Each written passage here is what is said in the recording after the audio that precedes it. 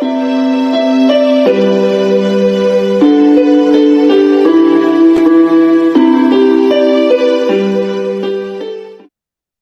தி Lord.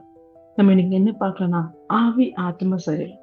இதுல சின்ன சின்னதா நம்ம மீனிங்ஸ் பார்க்கலாம். முதலாவது, அதாவது மனுஷன் 3 விதமா பிரிக்கப்பட்டிருக்காங்க. 3 parts, divine to 3 parts. So உங்களுக்கு ஆவியும் இருக்கா, உங்களுக்குள்ள ஒரு ஆவி இருக்கா அப்படின்னா, அநேகர் ஆவி இருக்கு அப்படின்னு. ஆனா அதுல உண்மை ஆக்சுவலா ஆவி நமக்குள்ள இல்ல, நாமளே ஆவியா இருக்கணும். Praise God. நம்ம ஆவிக்குரிய மனிதர்கள். So you do not have a spirit, but you are a spirit. தேவன் ஆவியா இருக்கிறார். எனிமியானவன், சத்ருவானவன் ஆவியா இருக்கான். ஏஞ்சல்ஸ் ஆவியா இருக்கிறாங்க, டீமன்ஸ் ஆவியா இருக்கிறாங்க, மனுஷனும் ஆவியா இருக்கு. Praise God. Hallelujah. சரீரம் என்பது இந்த சரீரத்துக்கு சரீரம் என்பது ஒரு வீடு. அதாவது ஒரு ஆவி இருக்கிறது, ஆவியோடு ஒரு ஆத்மா. இந்த ஆவிக்கு ஒரு ஆத்மா இருக்கு. அந்த ஆத்மா ஆவிய கவர் பண்றதுக்கு அந்த ஒரு வீடு. அந்த வீட்டுக்குள்ளதான் இந்த ஆவி ஆத்மா இருக்கிறாங்க. So body is just a house of spirit and soul. அந்த ஒரு நாள் அந்த ஆவியை பிரியும் போது, ஒரு மனுஷன் இறக்கும் போது ஆவி பிரியுது இல்லைங்களா? அப்படி ஆவி பிரியும் போது அந்த மனுஷனை யாருமே பேர் விட்டு கூப்பிடுறத தவிர எல்லாரும் என்னன்னு கூப்பிடுறோம்? பாடி. டெட் பாடி வந்துருச்சா, பாடி வந்துருச்சா, எத்தனை மணி பாடி எடுக்கிறாங்க, இப்படிதான் பேசணும். அந்த நாமத்தை யாருமே கூப்பிடுறது இல்லை. ஏன் அப்படின்னா, இந்த நாமம் உங்களுக்கு எனக்கு வைக்கப்பட்டிருக்க பெயர் ஆவிக்குரியது, ஆவிக்கான பெயர்கள். என்னுடைய ஆவிக்கு தான் ஜாய். நான் இறந்தா ஒரு பாடி. சோ பாடிக்கு பெயர் கிடையாது, ஆவிக்கு தான் பெயர். இயேசு கூட இந்த உலகத்துக்கு வரணும் அப்படின்னா, இந்த பூமிக்கு வரணுங்கும் போது அவருக்கும் ஒரு பாடி தேவைப்பட்டது. அதனாலதான் மதர் மேரிய அவர் கோபார்ட்னரா சேர்த்துக்கொள்ளார். தேவன் கோபார்ட்னரா இணைந்து இயேசுக்கு ஒரு சரீரத்தை கொடுத்து இந்த பூமி மேல வருத. Price God. இதுதான் பாடிக்கான. இந்த பூமியில ஆக்சஸ் வேணும்னா அந்த ஒரு பாடி வேணும், அந்த ஒரு வீடு வேணும். அப்போ ஆத்மானா என்ன? ஆத்மானா பிகாஸ் நிறைய பேருக்கு இந்த ஆவிக்கு ஆத்மாக்கு வித்தியாசம் தெரியாததுனால நம்ம எப்படி பிரேயர்ல முடிக்கிறோம்னா, ஆத்மால ஜெபித்து முடிக்கிறோம். அதனால நமக்கு ரிசல்ட்ஸே கிடைக்கிறது. நிறைய பேருக்கு ஆன்சர்ஸே இருக்குது. ஏன்னா எல்லாருமே ஆத்மா லெவல்ல ஜெபம் பண்ணி முடிச்சிடுறோம். ஆத்மால ஜபிக்கிறதுனால அது ஆண்டவர் கிட்ட போறது இல்லை. ஏன்னா ஆண்டவர் என்னவா இருக்கிறார்? ஆவியா இருக்கிறார். நாம என்னவா இருக்கிறோம்? ஆவியா இருக்கிறோம். ஆவியில ஜபிக்கும் போது அதான் வார்த்தை சொல்லுது, வசனம் என்ன சொல்லுது? ஆவியோடு உண்மையோடு தொழுது கொள்ளணும் அப்படின்னு இருக்கு. ஆத்மாவோட உண்மையோடுன்ட்டும் இந்த சரீரத்தோடு உண்மையோடுன்ட்டு அல்ல, ஆவியோடு, ஆவியோடு உண்மையோடு தொழுது கொள்ளணும். Praise God. Worship is spirit and truth, not soul and truth. Praise God. So நம்மளுக்கு வித்தியாசம் தெரியாததுனாலதான் ஆத்மா லெவல் நம்ம ஜெபிச்சு நமக்கு பதிலே கிடைக்காம நம்ம ரொம்ப ரொம்ப ரெஸ்ட்லெஸ் ஆகும். பாருங்க, 2 Corinthians 5:17 இருக்குது. பழையவை போனது, புதியவைகள் வந்தது. The old is gone and new is come அப்படின்னு சொல்லி. அப்போ ஏன் பழைய வருஷம் போயிடுச்சு, புதுசு நான் ரொம்ப, ஏன்னா அப்போ ரொம்ப மோட்டாவா இருக்கிற எங்க இப்போ ஏன் இன்னும் ரிலீஸ் ஆகாம இருக்கிறேன். அப்போ இன்னும் தடிமா இருந்தேன்னா இப்போ இன்னும் நான் ரசிக்கப்பட்ட இயேசு புரிஞ்சுக்கிறேன். பள்ளிசு போயிடுச்சு, புதுசாயிட்டு.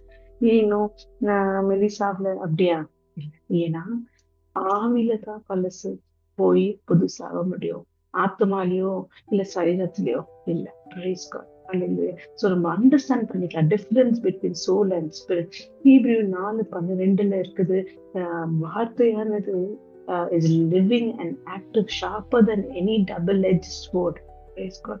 இரு கருக்குள்ள பட்டயம், அதாவது அவ்வளவு அதை விட ஷார்ப்பா இருக்கும். அதை விட ஆத்மாவையோ ஆவியோ பிரித்தெடுக்கக்கூடிய அளவுக்கு அது பவர்ஃபுல்லானது வார்த்தை. Praise God.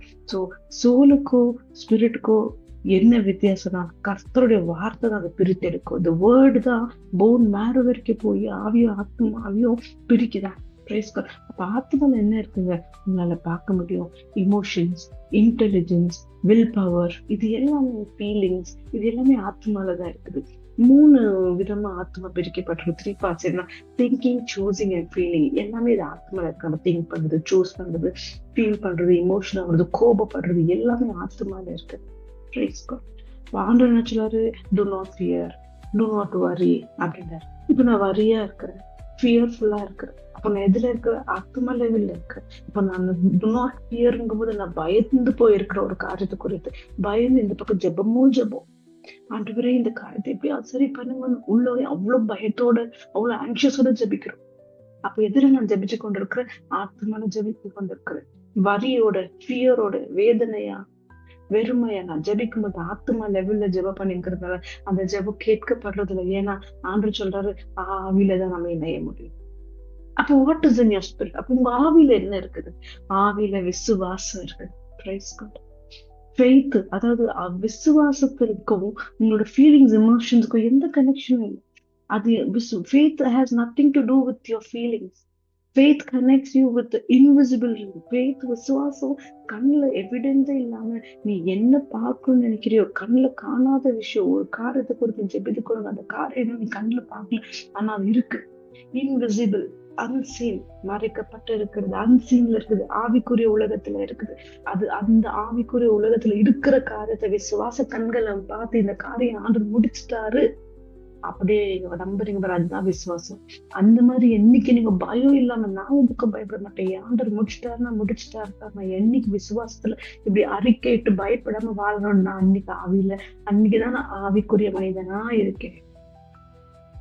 ஃபீலிங்ஸ், எமோஷன்ஸ், பயம், வெசனம், அதாவது வருத்தம், இந்த வரி, இது எல்லாமே எதுல கனெக்ட் பண்ணுதுன்னா உங்களோட ஃபீலிங் இதுல கனெக்ட் பண்ணுது. விசிபிள், கண்ணுல பாக்குற காரியத்தை வச்சு கனெக்ட் ஆகுது. கண்ணுல பாக்குறதால ஓ இந்த காரியம் இந்த மாதிரி இருக்குதே வாழ்க்கையில, நம்ம என்ன பண்றோம்? வருத்தப்படுறோம், இல்ல பயப்படுறோம், இல்லைன்னா நம்ம தோல்வி ஆயிட்டோமேங்கிற ஃபீலிங்ஸ், இமோஷன்ஸ், என்ன இப்படி பண்ணிட்டாங்க, என் வாழ்க்கை இப்படி ஆயிடுச்சு அப்படின்ட்டு எல்லாமே எதுனா கண்ணுல பாக்குற காரியத்துல கனெக்ட் பண்றதா சோல், ஃபீலிங்ஸ், எமோஷன்ஸ்.